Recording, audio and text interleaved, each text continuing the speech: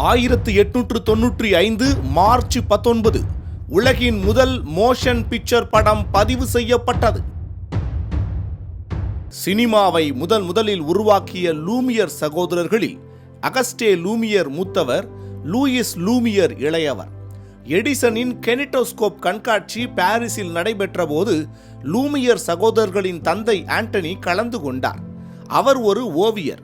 வீட்டிற்கு வந்த அவர் தனது 2 மகன்களிடமும் எடிசனின் கெனிட்டோஸ்கோப் காட்சியை ஒரு நேரத்தில் ஒருவர் மட்டுமே பார்க்க முடியும் என்பதால் நீங்கள் அதை மேம்படுத்தி அதிகமானோர் ஒரே முறையில் பார்க்கும்படி உருவாக்க வேண்டும் என்று ஐடியா கொடுத்தார்.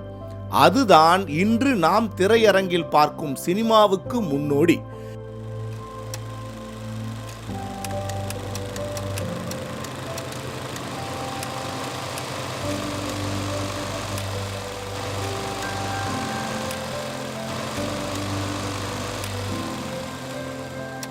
பிறகு இதே தினத்தில் லூமியர் சகோதரர்களில் workers leaving the Lumiere factory என்ற காட்சியை படமாக்கி அதை பாரிஸில் திரையிட்டனர். அதுதான் உலகில் முதலில் திரையிடப்பட்ட சலன படம்.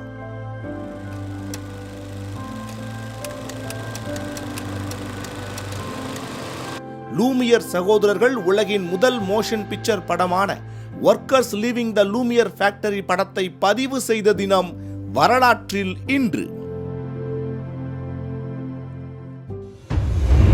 1987 மார்ச் 19 நோபல் பரிசு பெற்ற பிரான்சிய இயற்பியலாளர் லூயிஸ் டே புரோக்லி மறைந்த தினம்.